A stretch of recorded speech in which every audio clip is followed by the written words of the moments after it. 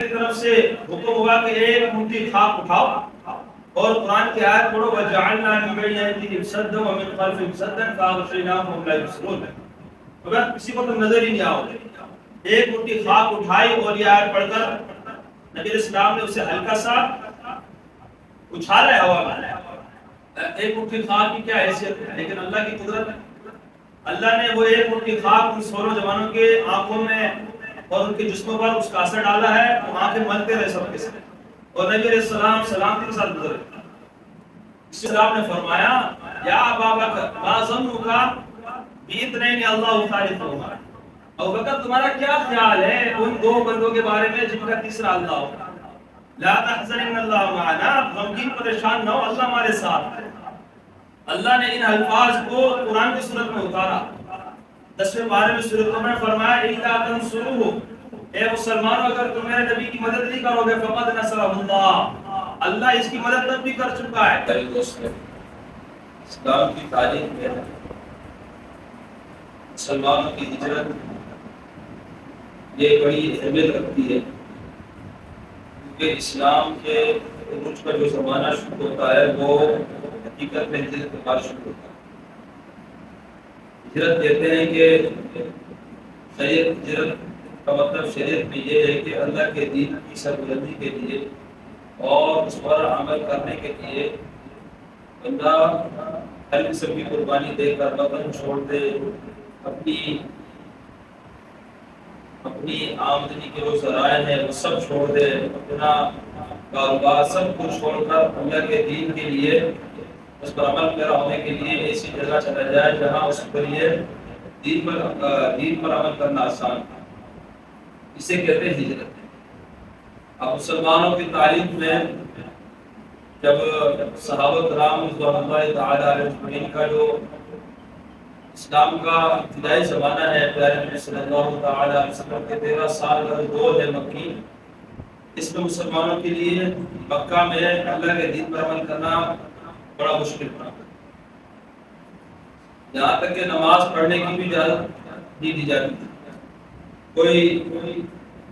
کھلے عام مکہ کے اندر نماز پڑھنے اتنی ہمت نہ تھی کہ کفار نہیں چھوڑتے تھے، تکلیفیں دیتے تھے، ستاتے تھے،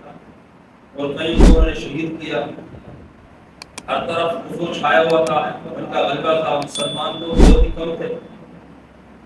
تو اس زمانے میں مسلمانوں کے لیے مکہ یہ عبادت کی اعتبار سے یہاں پر رہنا بڑا مشکل تھا، اور ان سے لڑنے کی پوزیشن میں مسلمان نہ تھے، کیونکہ مسلمان ان کے سامنے حملے پر گرے چلے تھے، اور وہ سارے ایک بڑا لشکر تھا، سارے وہیں پر کافر رہتے تھے، بڑے بڑے سردار تھے، اسلام کے دشمن تھے۔ تو مسلمانوں کو حکم تھا تم صبر کرتے رہو، ان کی تکلیفوں پر، ان کے ستانے پر تم صبر کرو، اور تم کوئی پیش قدمی نہ کرو، ابھی تم لڑنے کی پوزیشن میں نہیں ہو، صبر ہی کرتے رہو اور چھپ چھپ کر اپنی عبادت کرتے رہو۔ پھر جب 13 سال کا دور گزرا، بڑی آزمائشوں کا دور تھا وہ، اور ان کو عجیب و غریب قسم کے ظلم و ستم کا نشانہ بنایا گیا 13 سالوں میں، اور کئیوں کو شہید کر دیا گیا۔ تو پھر حکم ہوا کہ آپ ہجرت کرو اللہ کے حکم سے، وہاں جاؤ جہاں پر اللہ کی عبادت کرنا آسان ہو۔ چنانچہ مسلمانوں نے ہجرت کی، پہلے ہجرت کی حبشہ کی طرف،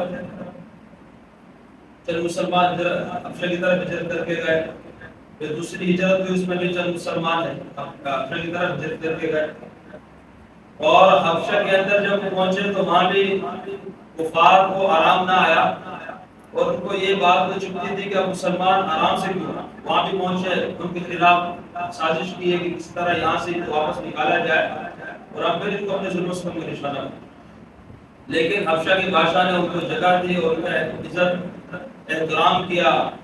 اور ان کو تسلی دی کہ یہاں پر تم پورا امن ہو۔ حبشہ کا جو بادشاہ تھا وہ بڑا نیک دل انسان تھا، پھر اس کو اسلام کی توفیق ہوئی، دل کا سچا تھا، دل کا اچھا تھا، اللہ تبارک و تعالی نے اس کو اسلام کی دولت سے نوازا اور مسلمان ہوا۔ نبی علیہ السلام کی زیارت نہ کر سکا، اس سے پہلے اس کا انتقال ہو گیا، اس کو اسلام کی توفیق ملی۔ لیکن تیسری جو ہجرت ہے اور وہ آخری ہجرت تھی اور وہ بڑی ہجرت تھی، وہ مدینے کی طرف۔ مسلمانوں کو حکم آپ مدینے پر ہجرت کر کے جاؤ اور اس کو اپنا وطن بناؤ اور وہاں پر اللہ کی عبادت کرو۔ مسلمان ہجرت کرتے گئے اور آہستہ آہستہ کبھی 10 لوگ جا رہے ہیں، دوسرے دن 20 جا رہے ہیں، تیسرے دن 5 جا رہے ہیں، اس طرح ہجرت کر رہے ہیں۔ کفار کو جب یہ نظر آیا کہ تو جا رہے ہیں، تو اب انہوں نے، ان کو یہ فکر ہوئی کہ جب یہ وہاں جائیں گے بڑی جماعت بن جائے گی اور ہمارا جو منصوبہ ہے ان کو ختم کرنے کا یہ تو ناکام ہو جائے گا اور یہ ہمارے خلاف لڑنے کی پوزیشن میں آ جائیں گے۔ اور پھر نبی علیہ السلام کی ہجرت ان کو دل کے اندر کھٹک رہی تھی کہ اگر یہ ہجرت کر جائے پھر تو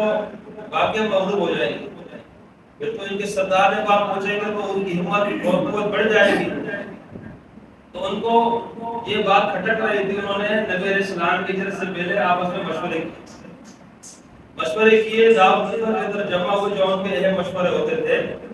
اور وہاں جمع ہونے کے بعد آپس میں بڑے بڑے سردار اکٹھے ہوئے، ابو جہل، عتبہ، شیبہ، یہ سارے، اور مقصد کیا تھا؟ پیارے نبی صلی اللہ تعالی علیہ وسلم کے خلاف کوئی مضبوط منصوبہ بنایا جائے کہ ان کا دین نہ رہے اور یہ بھی نہ رہے۔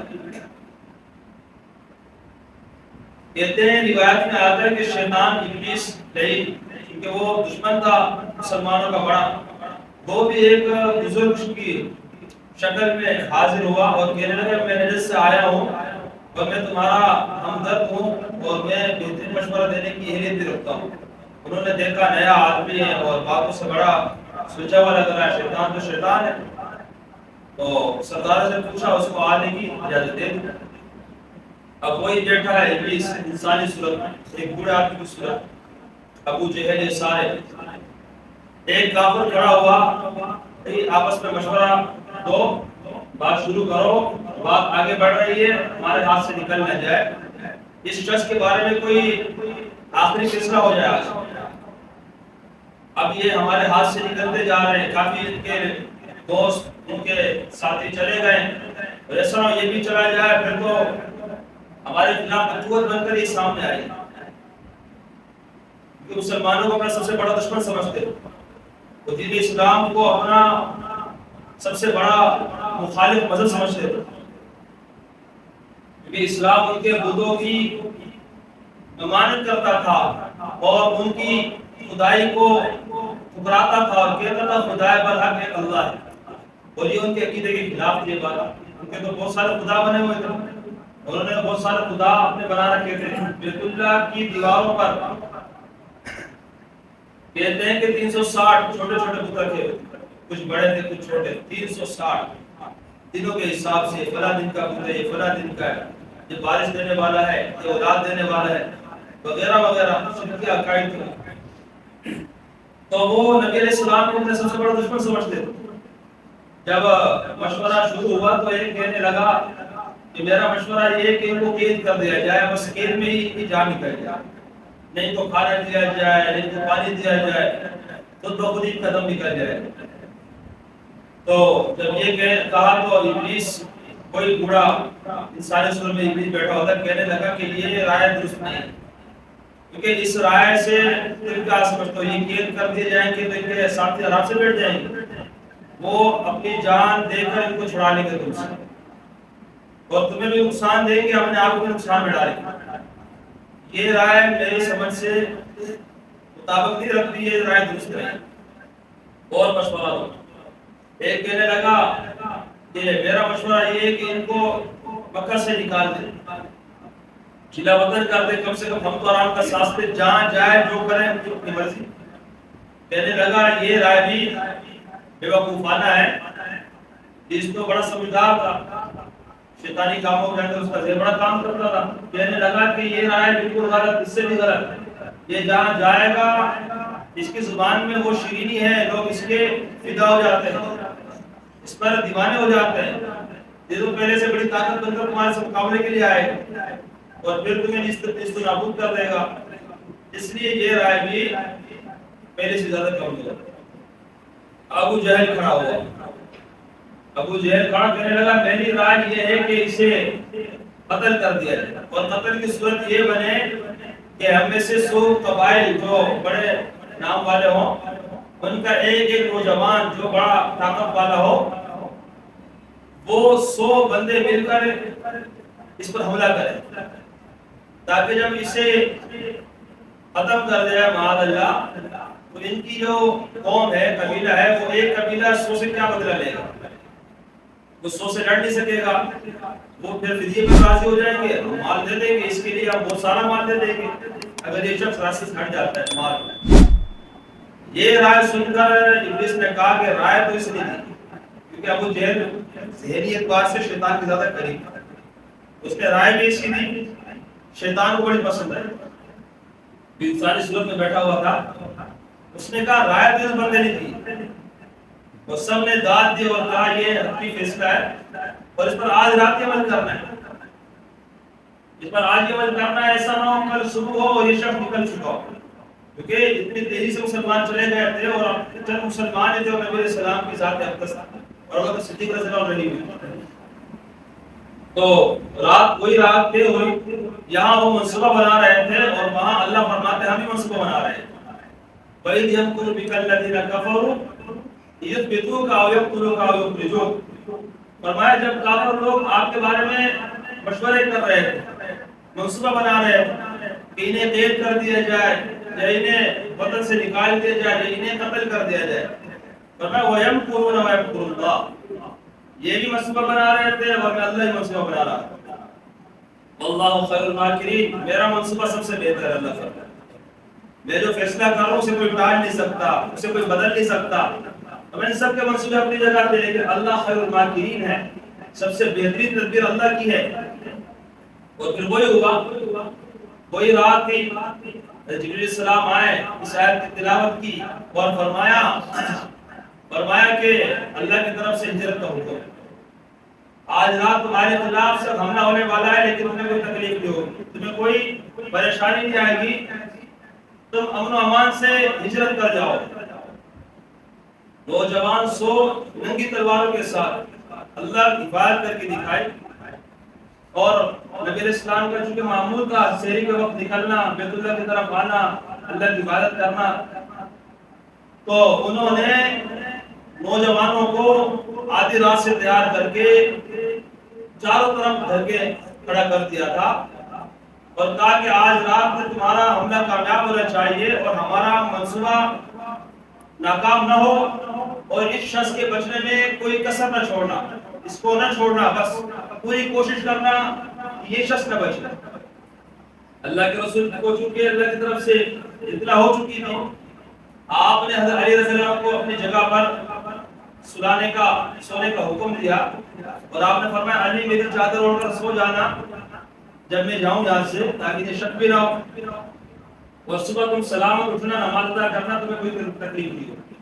علی رضی اللہ عنہ فرماتے ہیں کہ اس رات جو میں نے سکون کی نیند کی ہے، کہ نبی علیہ السلام نے فرما دیا تمہیں کوئی تکلیف نہیں ہوگی تو مجھے کوئی تکلیف دے نہیں سکتی، میں نے اپنے آنکھوں سے دیکھا لشکر ایک نوجوانوں کا کھڑا ہے لیکن میں مطمئن ہو کر چادر اوڑھ کر سو گیا، اور آپ کو علی رضی اللہ عنہ کو حکم دیا کہ یہ فلاں بندوں کی امانتیں، ان کی، ان فلاں کافر کی، فلاں کی امانت، اللہ کے رسول کے پاس لوگ امانت رکھوا کر مطمئن رہتے تھے کہ یہ امانت کو ضائع نہیں کرے، اس دوران کی امانت ان کے پاس رکھوائی جاتی، جب دشمن تھے جان،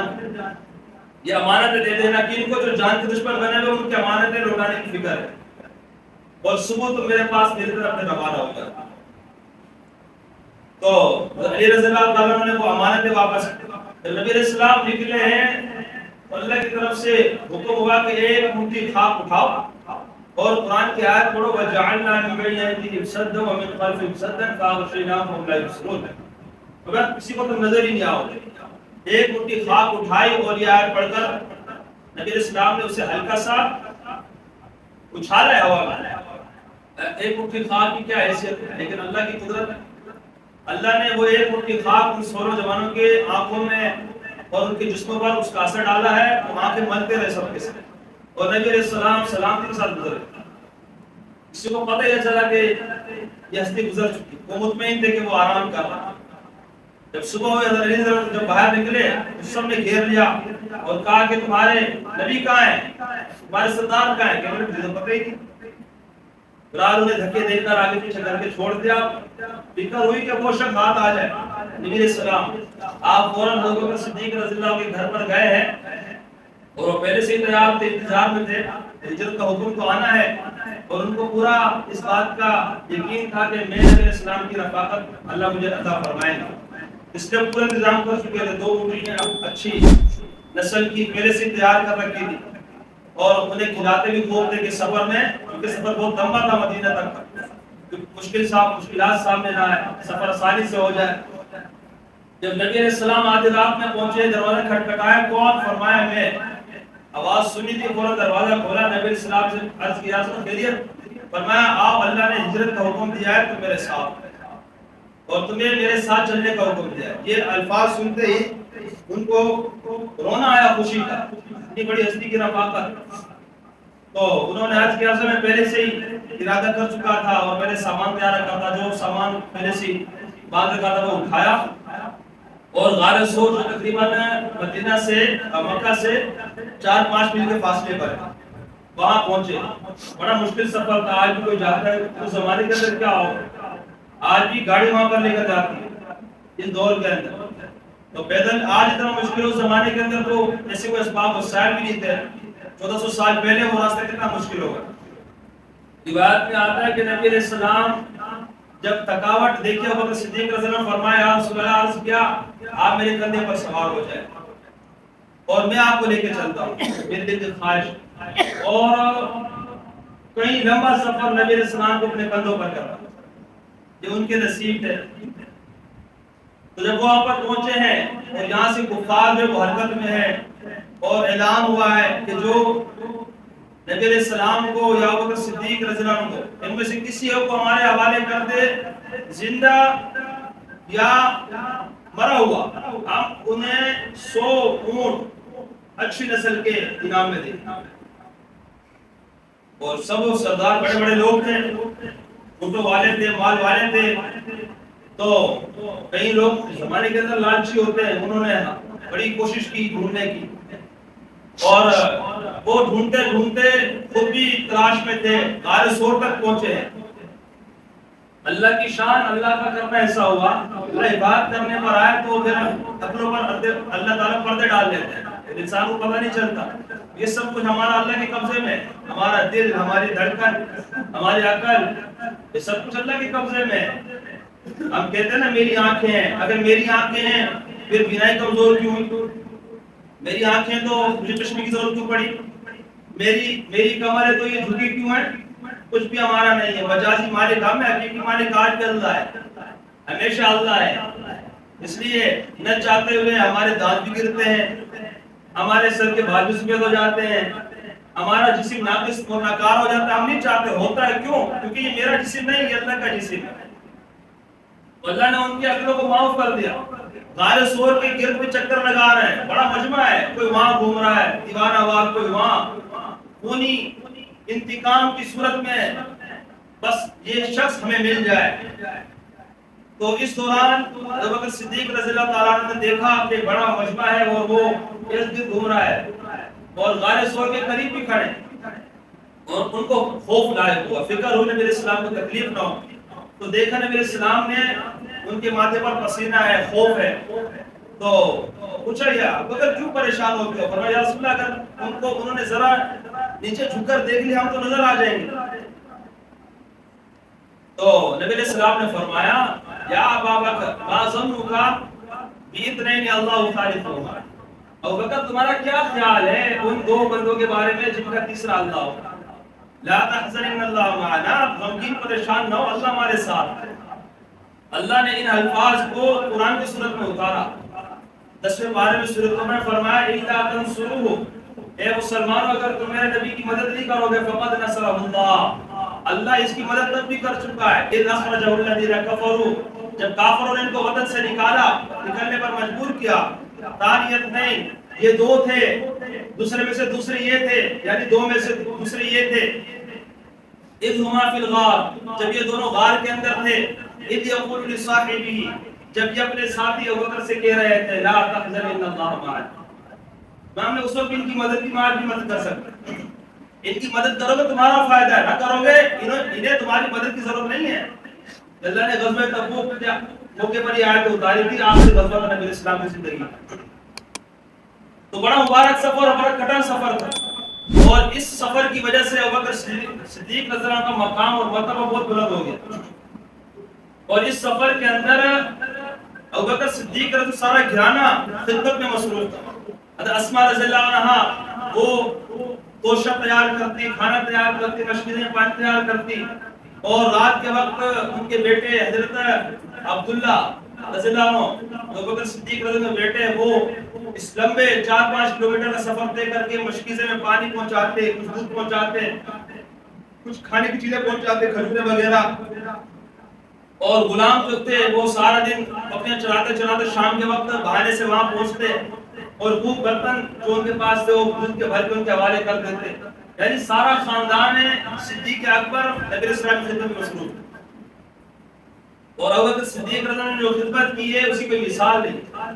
حضرت عمر فاروق رضی اللہ عنہ فرمایا کرتے تھے کہ ابوبکر صدیق رضی اللہ عنہ وہ بندے ہیں کہ میں عمر میری خواہش یہ ہے کہ میری زندگی کی ساری نیکیاں ابوبکر کو مل جائے، اور ابوبکر کی ایک رات اور ایک دن کی نیکیاں مجھے مل جائے، کیونکہ ابوبکر صدیق رضی اللہ عنہ کی ایک دن اور ایک رات کی نیکیاں میری زندگی کی ساری نیکیوں پر غالب ہے۔ یہ وہ عمر ہے جن کے بارے میں نبی اسلام نے فرمایا آسمان کے ستاروں کو گنا جا سکتا ہے لیکن عمر کی نیکیوں کو نہیں گنا جا سکتا۔ وہ فرمائے ابوبکر کی 2 دن ایک دن ایک رات کی نیکیاں عمر کی زندگی کی ساری نیکیوں پر غالب ہے۔ فرمایا دن وہ جو نبی اسلام کے ساتھ غار ثور میں گزارا ہے، جو تکلیفیں اٹھائی ہے اور غار ثور تک سلامت پہنچایا ہے اور وہاں سے ہجرت کی، فرمایا دن تو وہ نہیں رات، فرمایا وہ رات جو مشکل، وہ رات، اس رات کی نیکیاں مجھے مل جائے، اور دن وہ ہے جب نبی اسلام کا انتقال ہوا ہے اور مسلمانوں پر قیامت سے پہلے قیامت آ گئی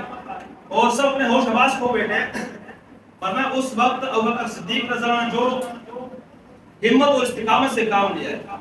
وہ سارے نئے مسلمان وہ کفر کی طرف لوٹ گئے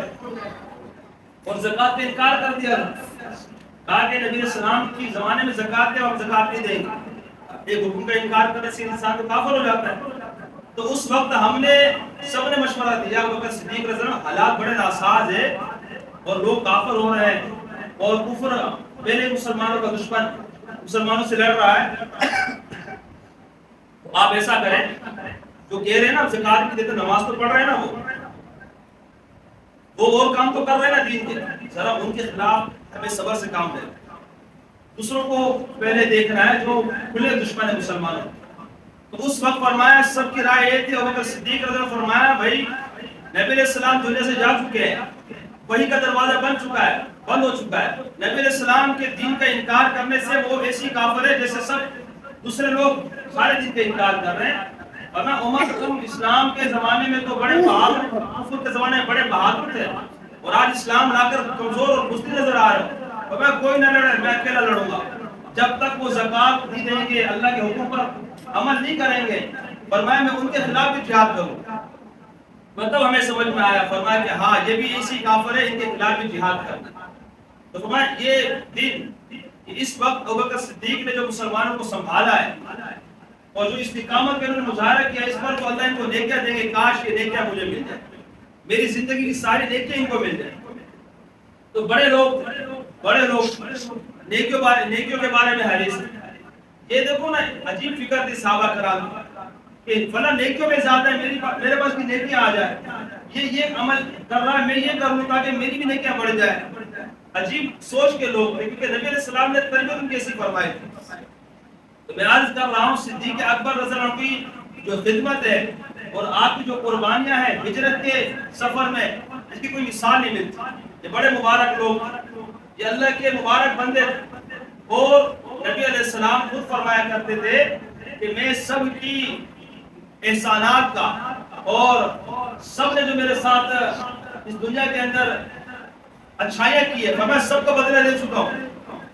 سب کے احسانات کا بدلہ میں دے چکا ہوں، لیکن ابو بکر کے احسانات کا بدلہ اللہ سے دلواؤں گا۔ اللہ کا شکر ہے، اللہ تعالیٰ نے ہمیں پیارے لوگوں کا پیار نصیب فرمایا۔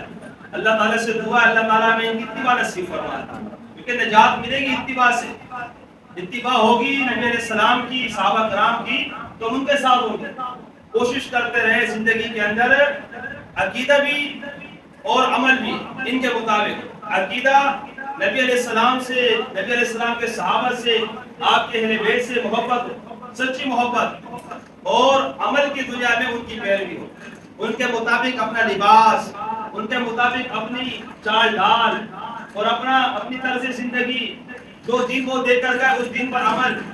اس کی کوشش میں بھی کروں، آپ بھی کریں۔ اللہ تعالیٰ ہم سب کو عمل کرنے کی توفیق نصیب فرمائے۔